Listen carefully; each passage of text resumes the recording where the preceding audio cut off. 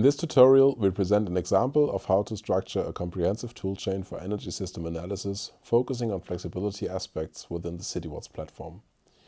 We will guide you step by step through the process of utilizing the available data and calculation modules to analyze these aspects in your area.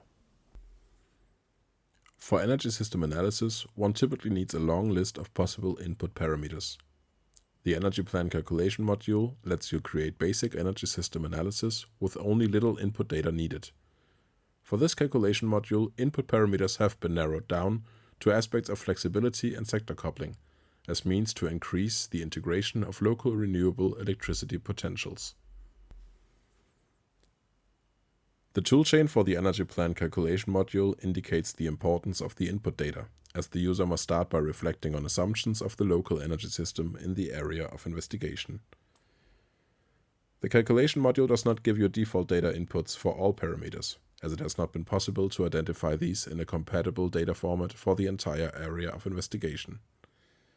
Instead, you would have to assess or assume factors like the installed capacity for photovoltaic, solar power, the number of cars and electric vehicles and their demands, or the onshore wind production in the area.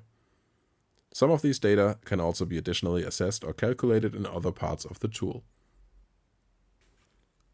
What the tool, however, will give you is distribution files, so that you can easily go from total capacity data to actual distribution files or load data that are possible to process in energy system analysis.